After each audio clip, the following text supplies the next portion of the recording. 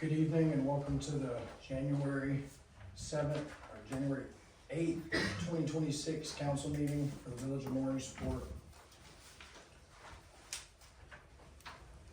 Oh, sorry. Ashley Anderson, Here. Tyler Gordon, Here. Johnny Lindsay, Here. Joshua Welch. At this time, will you please stand? Chief, would you say a prayer for us? Father, we thank you and praise you for the opportunity to serve you here in this village. Lord, I pray for this council, and I pray that you give them wisdom and knowledge to be able to do what's best for our community and what's best in your eyes.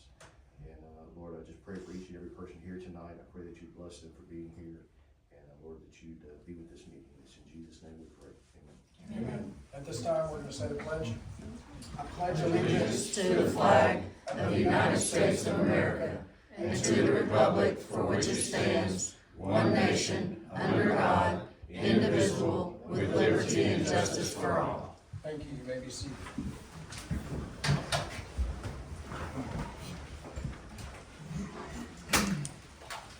I need a motion to amend the agenda to add an audit discussion by Travis Moorhart for this previous fiscal year. I'll make that motion. I'll second. All in favor?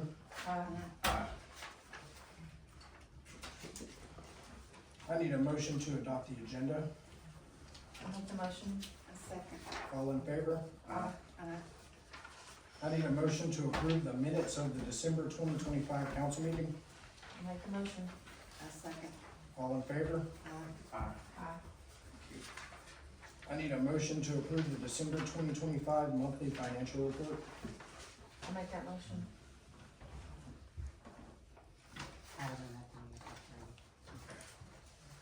The approval of the December 2025 financial report will not pass. Do we have any public comments this evening?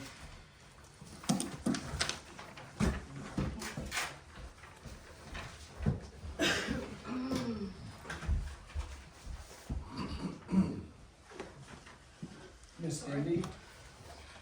Okay, so my comments is regarding resolution 4.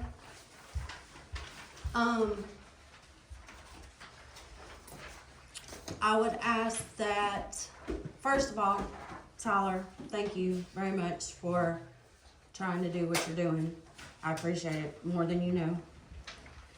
But there's not any reason to waste everybody's time on the discussion of this resolution, because I feel that I've been here a long time, and I feel like over and over I get slapped in the face. It doesn't matter if I give my 1,000% or if I give 100%. Slapped in the face over and over again. So I will no longer, I promised Ty that I would finish training her. But as the new municipal clerk comes in, I will not be interested in training her. And I don't feel that it would be right to accept that money, because I didn't realize before that was put on the agenda that that would bind me to train the new clerk. So I don't mean any disrespect to any of you, but there's been several instances where I just been slapped in the face. And you know as well as I do, when you work somewhere for so long and you become unappreciated, what's the point of giving your 1,000% anymore? Because I promise you, y'all aren't in that office, but I promise you, I work on the PD side. But y'all don't see how much I go over to the other side. I don't just do PD work. Matter of fact, at one point in time, somebody had said that I don't deserve my salary. And it doesn't matter who, but what they don't understand is I don't just work on the PD side. I'm always there to help, always, no matter what. No matter what. I try to help fix problems. Unlike some, if I don't know, I'm not scared to call and ask. I've given my all, my heart's in it. I feel like I'm married to this job. I care about the village. I'm not here for just the money. And there's just no point in me trying to help. But I promised Ty that I would continue to train her. And if I may add, this has nothing to do with Resolution 4, but she is catching on very quickly. I have been able to work on the PD side a lot more and kind of let her do her own thing. She's very good with the customers. Of course, there's a lot of learning to do. I've been here almost 14 years and I'm still learning stuff. So I just ask that you not waste time on the discussion on Resolution 4.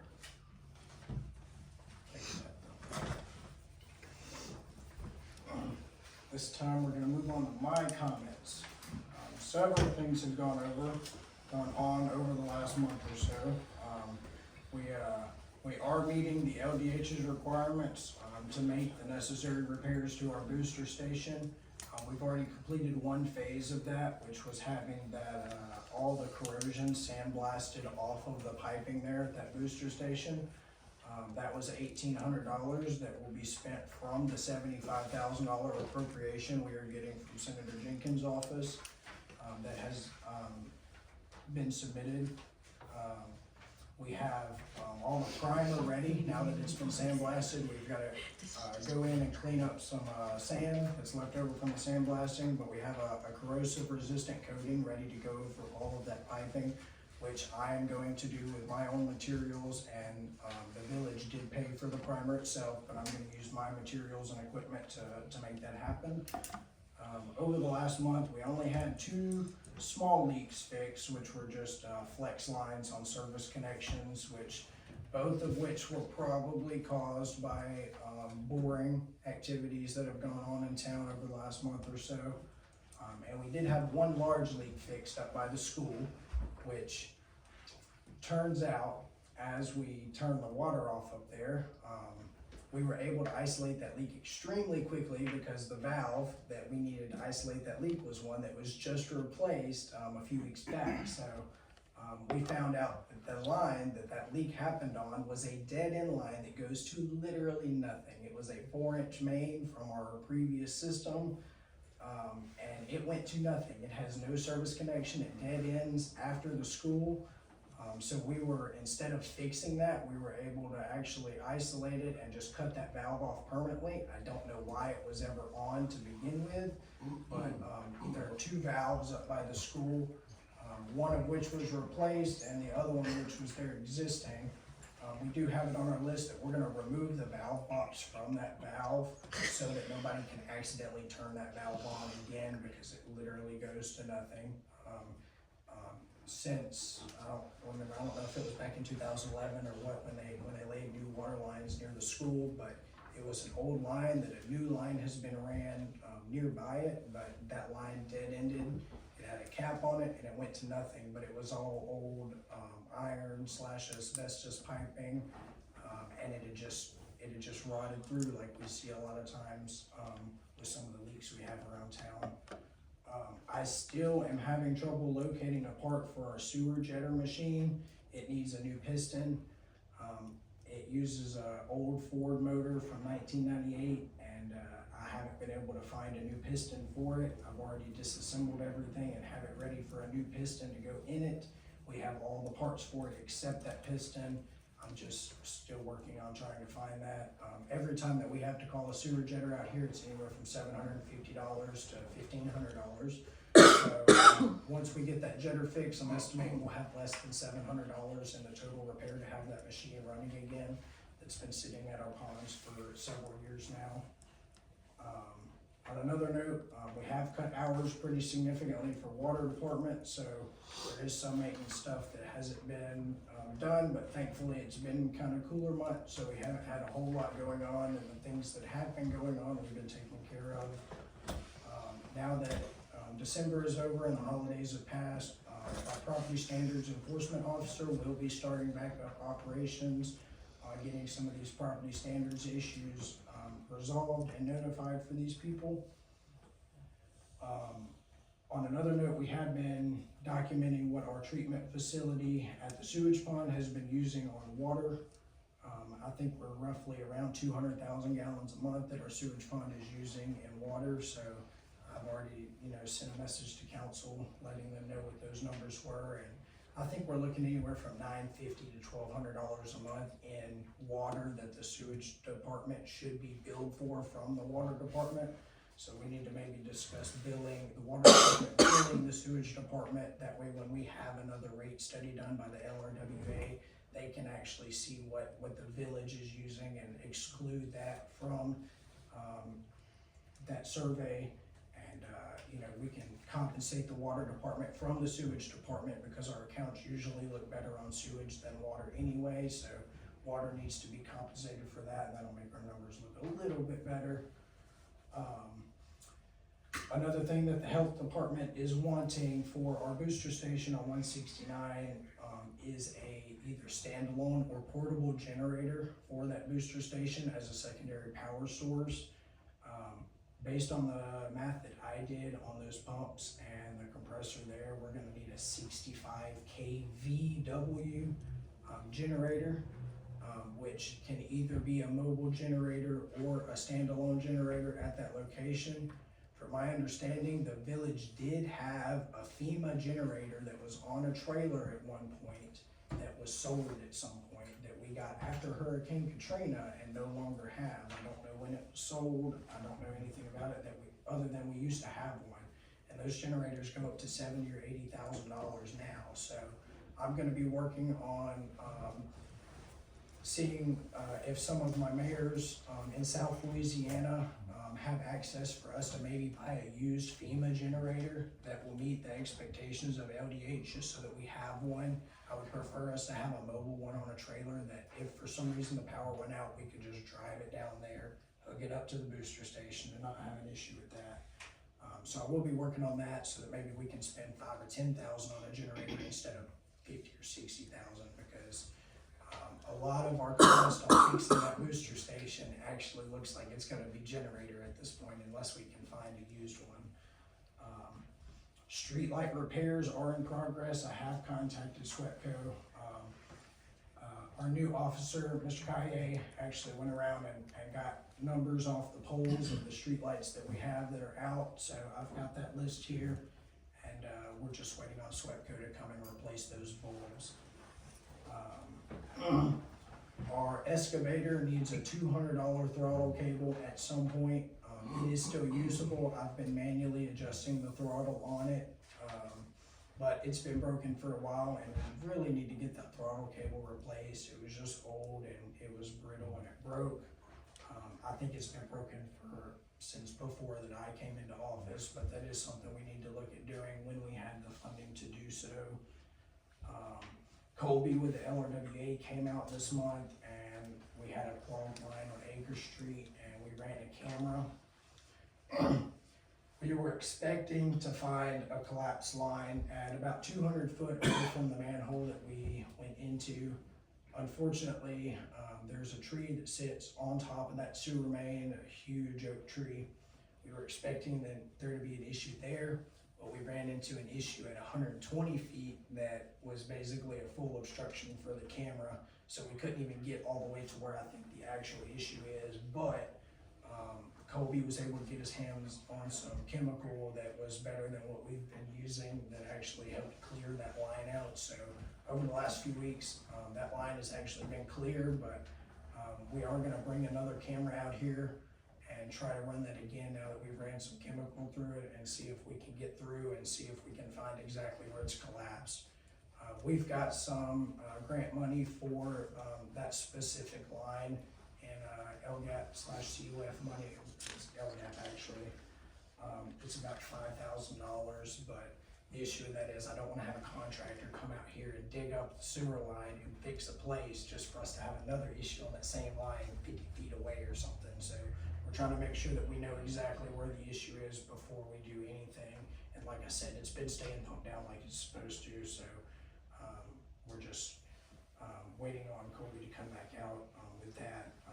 Colby is actually coming back out this coming Thursday to bring his sewage smoke machine, because there's a few things that from our last sewage smoke survey, the pictures, there was a couple things that I wasn't with them whenever they did it, and there's a few questions I have on exactly where we have a leak on our main line, so he's coming back out to look at that, as well as a couple other little issues we have that may have been caused by a mooring company, we're not sure yet, so he'll be out this coming Thursday with me, and we're gonna work on some of that sewage stuff then.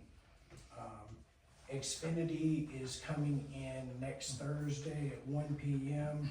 to have an administrative meeting with the Village of Mooringsport over what they can do for Mooringsport now that they have ran all of their fiber cable here in town. And we're hoping, we've actually been having a lot of internet issues here with Sparklight, so based on the conversation I had with Mr. Daniel yesterday, I think that the village may actually be able to get a really good commercial rate on Xfinity compared to what we're paying now with Sparklight, which we're paying two bills at, it's probably close to $400 a month between the two bills we pay. So I'm hoping we can see a reduction in internet costs every month when Xfinity comes in, but I'll have to talk to them and see what they can come up with on that. As far as that goes, that's all I have on my report this month. Perry, do you have anything on the water side? Everything good? Everything's good. I know that I got our samples back today from the state and everything looked good as usual. We had no E. coli or anything like that in our tests, so all was good there. Chief, what do you have for me this month? 28 violations since December 1. I didn't give you a report last month, so I just went back to December 1. We have, you mentioned Officer Kai. He's doing an exceptional job. I have no concerns with him on the road whatsoever. Officer Littlejohn has completed his training with the paramedic, is that what it is? So he's back to work, thankfully. It's been a long year. He's been really hit and miss while he was doing that training, and we have worked with him over the year to try to keep him on board. So he's back, and so now we have a paramedic on staff as well that will be helpful. And Officer Thomas will be back, I think, Friday. yeah. Now obviously Officer Littlejohn and Officer Thomas are still splitting time with Old City, so their hours are still, it's like it was before before everything hit. So they'll be splitting that time, but we do have Officer Kai now that pulls his share of time, so we're getting staff, which is good. We've got more night patrols running. Other than that, knock on wood, things have been, I want to say good, but we're getting there. So, to echo what Tabitha said, I don't know that the police department or town hall operates without her. Just saying that I appreciate her, I appreciate the work that she puts in. And sometimes, guys, that appreciation goes a long way. So I'll just leave it at that. Thank you, Chief. All right, at this time, Mr. Morehart's gonna go over our audit for this last fiscal year. A lot going on in this little town, all right? This is your audit report. You should have three things there. You should have a bound up audit report and 2 letters. The audit report is for your last fiscal year, which ended June 30, 2025. We finished this back in November, December, sometime like that. If you'll turn to the very last page in that audit report, there are 2 findings in here. On page 35, the last page in the audit report, and it's the first one has to do with I'm gonna call it the small town internal control finding. I'm in the bound up. Yeah, last page in the bound up, very last page. And you will always have this finding. You're not gonna be able to staff your office. If we call it separation of duties and things like that, so don't worry about that. The second one, you can do something about. You just adopted your budget late. There's a budget law that you're supposed to do it, before the end of the year, before the year ends for the next year. So just keep that in mind when y'all come up on this year. But otherwise, not really a big deal. You did do a budget. No, so don't worry about that. Alright, look, on page 12, I'm just gonna show you a couple of numbers, and I'm not gonna be long. We did not have any trouble with your documentation, on everything we asked for, we were provided. Didn't have any issues with your documentation. Page 12 is your cash flow on your water sewer. And I've gone over all this with Ty back in December when we met. And you see that very top section where it says net cash used in operating activity. So, your basic operations, you lost about $16,000. So just keep that in mind. If you look right there toward the middle, you only had operating cash of $19,978 at the end of June. I'm not sure where you're at today, but that's where you were back in June. So the moral of that story is you got to always watch your rate and your expenses. I mean, it's just gonna be an ongoing battle. Every town goes through that. Look on page 8. This will be all your other funds besides your water and sewer. And you had expenses over revenues on page 8. This is like what we call your general fund. You spent $13,000 more than you brought in. And if you flip to page 6, at the end of June, your general fund with your CDs and your cash, you about $138,000 at the end of June. And I think I mentioned to you, Ty, y'all need to look at those CD rates, cause they dropped those things back down to almost nothing. You were up around 3 or 4%, and then they renewed, they dropped them down to almost nothing, so.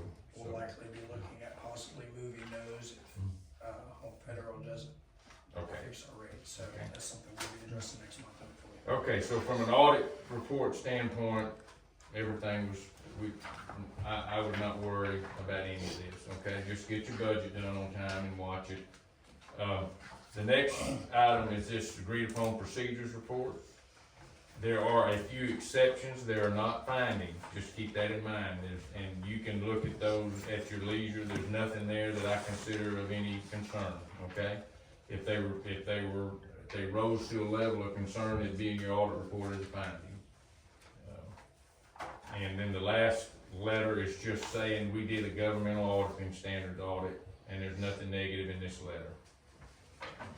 So I would call it a good year, especially considering the turnover you had the last couple of years around here, that everything was in order to do the audit. So you guys get back with this, have any questions after you've had time to digest it and look at it, just call me and I'll be glad to go over any of it with you. Mr. Hart, while you're here, with our sale of the Dollar General for that $124,500, when is the best appropriate time for us to make a budget amendment for that new income? Really anytime. But you should do it, personally, I would wait till you amend your budget. You need to start working on it at least by April, because you gotta introduce it in May and adopt it in June. The law says when you know, but see, that's a positive variance, that's not a bad variance, so it's not as urgent. In other words, if you were gonna spend $125,000, that's different. Now, if you're gonna take that money and spend it by the end of the year, you need to go on and amend your budget for that, if you know what you're gonna do with it. But if you don't know what you're gonna do with it just yet, just I would wait till you're working on it in April and bring it when you amend your 6/30/26 budget. That's when I do it. Okay? I apologize for my voice, y'all, I just kinda left it this morning and I'm slowly getting back. We don't have any old business this evening, we do have some new business. Thank you, Travis. First thing this evening we have on the agenda, the Board of Aldermen will consider resolution number 1 of 2026 being a resolution ratifying the emergency interim clerk appointment made during the December 11th, 2025 regular meeting. I will need a motion. I'll make a motion. I'll second. All in favor? Aye. The Board of Aldermen will consider resolution number 2 of 2026 being a resolution ratifying the emergency interim appointment of a municipal clerk. I need a motion.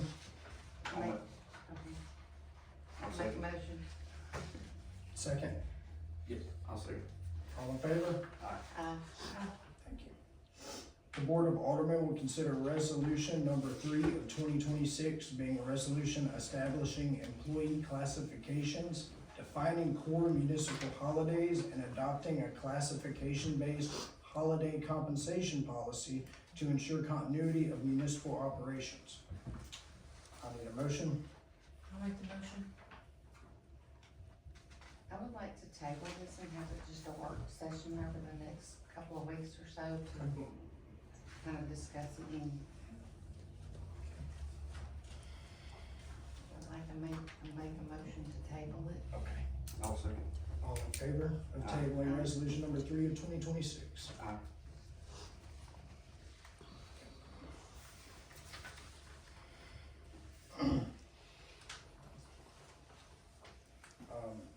It's on the agenda, so I'm gonna read it. The Board of Aldermen will discuss resolution number 4 of 2026 being a resolution authorizing a one-time training stipend for the deputy clerk and providing for related matters. In my understanding, there is no discussion needed for this evening, unless anyone has anything to add.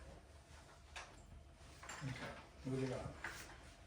The Board of Aldermen will discuss resolution number 5 of 2026 being a resolution that the Board of Aldermen adopt a job description for the position of village clerk. I'll make a motion. I'll second. All in favor? Aye. Aye. Okay, what kind of discussions do we have for this? I know I had some questions for it, but I will need to pull those back up because I don't remember them exactly. I took the job description that I had been given by Krista a while back and used those responsibilities Okay, and blended them with the wording of the Larson Act of what a village clerk is. And that's kind of where I got that. I mean, it's pretty much the responsibilities are what the job description had already.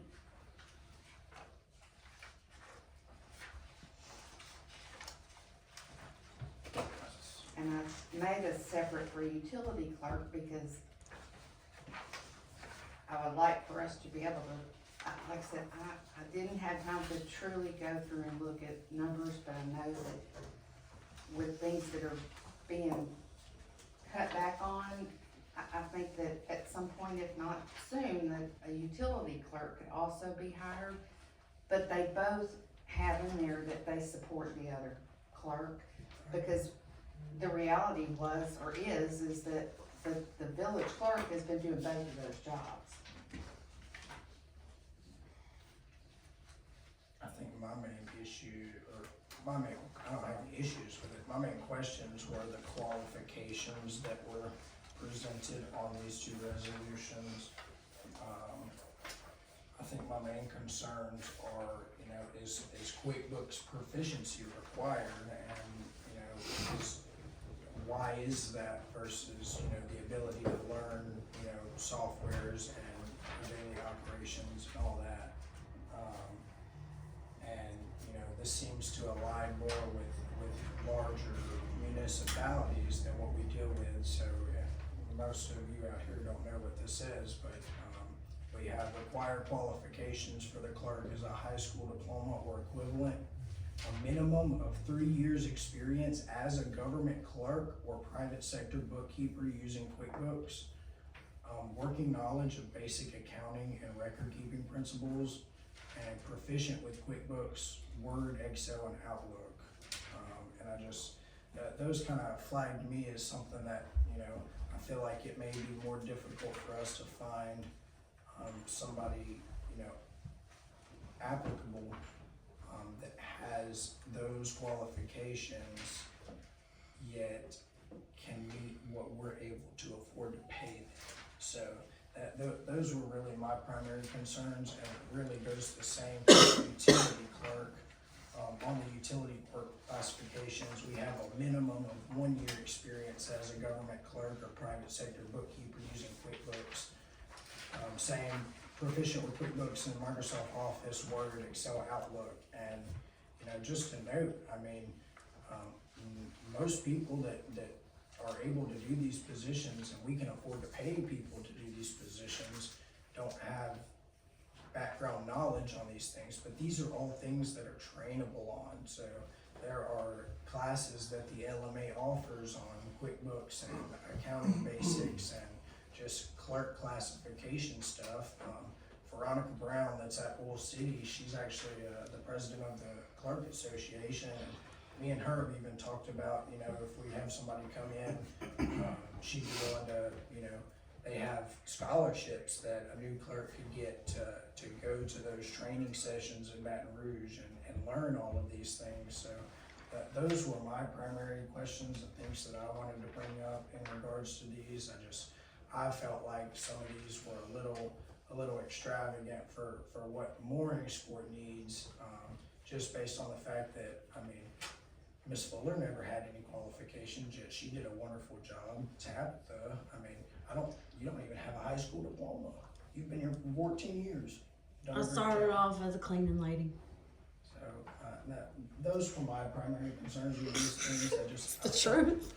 I felt like it was kind of a push for what we can afford to do, and I don't know if somebody, maybe we can find somebody that's retired and doesn't need a whole lot of money, but based on these classifications, I feel like it's gonna be hard to pay somebody what we can afford to pay them that has these. So that's why I wanted to kind of bring that up and discuss those.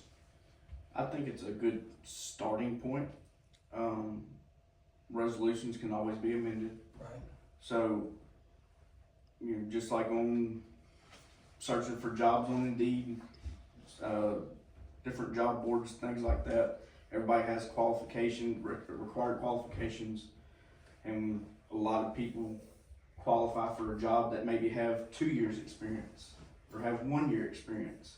And when we get down, if we got down to something like that, I think that would be something that the council will come back and look at and make a change for that. Yeah. But as a base point for the town's needs right now, and to help everyone else out, I think some kind of experience would be good. So. Well, and I based that was actually, the 3 years is actually less than what most of the ones that I pulled and looked at. And I based that because Tabitha actually has over 3 years experience doing it. If she were to apply, she, not specifically even, but just bookkeeping experience, water billing experience. When Krista came back in, the pay was bumped up because she could step in and do the job. She had done it before, and it doesn't necessarily have to be water billing or town, or it's a general, having some bookkeeping experience. So that's where I came with the 3 years experience in office and bookkeeping and work. On another note, I actually don't think Ms. Pilcher has a high school diploma, but she has done an amazing job at coming in and learning our utility billing system and understanding how things are to be coded, and getting our deposits ready every day and making sure the numbers are correct. So I know that a high school diploma or equivalent is pretty standard across the board, but I don't know that it applies necessarily to everybody. So I know these are standard things that a lot of job applications will have, but just with what Ms. Dindy said, as far as she's not willing to train anybody else, I just want to vouch for Ms. Pilcher and say that if we came to a nomination standpoint, at the moment she has my nomination to be either the utility clerk or the town clerk. And that was a question I had too. What are our plans with the town hall and utility side? Are we planning on maybe splitting those jobs up again? And I would love to in the near future, split those jobs back And up so that. I know you have- that would clarify more things in our audit with, you know, duties and responsibilities on who handles funding and all that stuff, when payments come in. But at the same time, we're gonna be looking at spending more than we were previously to have a second person in the office again. So those are all things we should consider, so that's why I wanted to discuss that tonight, you know. Can I say I was something? gonna say something too. Sure. Go ahead, Tab. Regarding the utility clerk, my experience here as a water clerk, they're not generally supposed to be in QuickBooks, so they don't really handle that part. I think there's something in there that says something about them being, 1 year experience as a government clerk, private sector bookkeeper using QuickBooks and proficient with Right. QuickBooks and Microsoft. but I guess Office. it's whatever y'all want. I was just saying, previously that didn't happen, but If you were, and I'm just trying to see the picture, if the utility clerk also helps with the municipal side, if the municipal clerk's out, would they not No. have access? Okay, that's what I'm trying to make. sure I unless understand. y'all wanted it that way, but generally, no. Okay, That's just so that one person's in the book, there's not multiple people in there. okay. And maybe you're thinking assistant clerk instead of utility, maybe? It actually, like Josh says. Does it really matter? It's a resolution and it doesn't matter, it can be amended now because that clerk position is not bound by ordinances. That is literally, Tyler can hire, Tyler can set the pay rate. Right. So it was just a general so that we know we have that out there. We're looking, you know, to be able to put a second person in there. Yeah. Does that help? Oh, I understand. I just know previous mayors didn't want the water clerk in QuickBooks, but that's previously. Another thing that's notable is the town clerk or the water clerk cannot actually reconcile the accounts at all because they handle the cash. So regardless of if they're proficient in QuickBooks or not, we're still gonna have to have a CPA come Right, in and to actually do the banking. reconcile those and do the banking and all that, so I just, yeah. I think that was all I really had. I just had a question on, as far as hiring a utility clerk in general, y'all are already, I mean, y'all complained about how much payroll and stuff is already, so y'all are gonna pay someone just to sit in there on days that we don't have anybody? Not yet, but I'd like for Tyler to have, I'd like for us to have even a clerk, even if we amend this to just say clerk, when we can look at the finances again, and like I said, that's, by doing away with some things, and I think that within 4 to 6 months, I think you'll have the finances to hire a clerk. Okay, Um, but I'm saying the work's not there, it's not busy enough to have 2 clerks in there. Well, And that's, if there is, then, but I mean, I guess it doesn't matter now since Tabitha's not doing anything on the town side, cause she would come over and answer her phone, but it wasn't enough to have someone in there 5 days a week. well, that's up to the mayor. The mayor control, the utility clerk would work for the mayor. That's nothing to do with the council. The mayor sets the pay for that, and the mayor sets the hours for that position.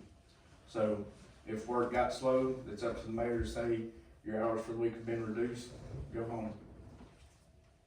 Or set it, you know, what do you do, 12 hours, roughly? Mhm. If Tabitha still wants to do the 12 hours on the town side, set it at 12 hours, 20, I would not set it where it's not gonna want, somebody's not gonna want to come up here and work it, right, but, right. you know, under 20 hours and a reasonable rate. I think we need to choose the wording carefully to begin with before we do a resolution, because y'all are talking about amending it, but then you'd have to introduce it, then amend it. You're looking at least 2 months before it can get amended. If somebody like Tabitha did want the position, the fact that it says high school diploma would make her not qualified. So we need to address those types of issues before we put a resolution into place. Those can be done at the next meeting, because they're only resolutions, they're not an ordinance. So even still, you're They waiting a don't have- whole month before you can put somebody Where you in. can have we can have a special meeting. Well, we've tried doing stuff like that and people don't show up, so then you're waiting even longer. So I just know how our history has been with special meetings and they don't actually happen, so, Can I make a comment? yeah. Being in business for over 45 years, hiring, firing, everything, advertising for people, you might look at, there's one word inserting, when you want 3 years experience, one word is called desired. That gives you leeway to take a year instead of 3 years, because it's desired, it's not mandatory. Right now, you've got it, it's etched in stone. You gotta have this, you gotta have this, you gotta have this. And to all of y'all's point, if you stick to what you got there, you're not bringing anybody in. Right, You can't afford anybody. right. But if you just put that one word, desired, we desire you to have a high school diploma or a GED. We desire you to have 3 years experience doing this. We desire you to have 1 year experience doing this. That gives you an out so that you can hire pretty much whoever. But nobody can walk back in later and go, well, I had 3 years experience and she didn't. You go, desired, because that's what we do. We use that one word called desired. Nice, thank you. I'm okay with amending required desire. You and I talked about once we can hopefully get a job description that we can post The it job out there. description looks great. It was just Hopefully the get it requirements out that I there had questions and, about. you know, put it out. Like I said, I have one applicant that I sent y'all, but, you know, maybe we'll get more. And I do have a stack of applicants that have came in, but to be completely honest with y'all, with us trying to streamline operations back in the office and all, and me dealing with the things that I have to deal with outside of Mooringsport, I quite frankly haven't had the time to sit down and interview anybody regarding the position, but It's been super busy. it's Super been busy. eventful for sure. But we're working through it, and praise the Lord, we've got good people. And you know, I'll even give praise to Krista. Krista's been here, although you know she's not here anymore. She's been here at any step that we needed for advice or help or whatever. She's been there, so that's much appreciation on you and for Tabitha, absolutely, for everything she's done here. So I appreciate both of you. So, Neil, can we amend that one word on there? Sure. Sound like a good idea. Okay. On both resolution 5 and 6. Well, and this was just a discussion, right? It's not an introduction. Well, resolution 5's already been motioned and passed. It's a discussion on the Discussion. agenda. What? We, No, it's a discussion on the agenda, so these will not be passed tonight. They will be reintroduced at our next special meeting or at our next monthly meeting. So, if we would like to go ahead and schedule a special call meeting and make the amendments that we wanna make on those two things, we can do that this evening if you guys would like. Well, I had still, asked for an executive session where we could all sit down and just talk amongst ourselves, and that was denied because of the holidays. I would still actually like to really have an executive session where we could sit down and talk. Would the executive session, be entailing? We've It gotta has have to a- be specific. Yeah, we've gotta have specific, is it gonna be, employee, issues or financial issues, or do we know? I guess we could start with financial issues since we can't seem to ever, approve the monthly financial That reports. was actually gonna be my next question, cause from my understanding of the Larson Act, when monthly financials are not passed, according to the Larson Act, from my understanding, generally there needs to be a reason of why those monthly financial reports are not passed, but Neil may have other comments on that, but I don't think not passing the financial report is, meets the qualifications for an executive session. right.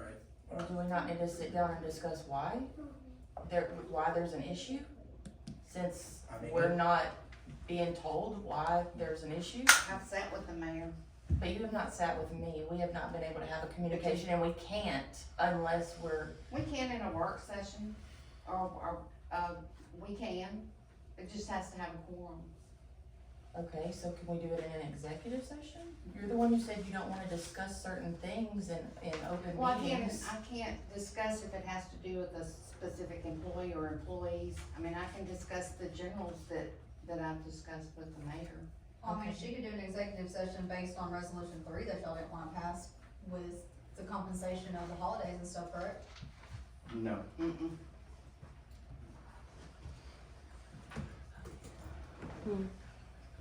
It's And okay. I think It's that okay. we can come up with I'll explain. something, if we can sit down, that doesn't have to be an executive session. So the council has no reasons to not approve the December 2025 monthly financial report, is my understanding? We're just not approving it for no reason? I haven't had a chance to fully sit down and look at it. And I cannot put my name on something that I So haven't. is that a every month thing? Cause I think this is month 4 or month 5 in a row now that my monthly No, I financials. brought you on the spreadsheet that I had when I pulled them in, the Right. concerns that I have, and some of those are still there. Right. We need to discuss those as a whole, so we can see what the resolutions to those things are. Well, and like Josh, the ones that I got yesterday, and I actually did get them a couple of days ahead of time, but I have not felt well. I have not had time to pull them in and look at the actuals versus budgets for the last 30 days. And I apologize for that.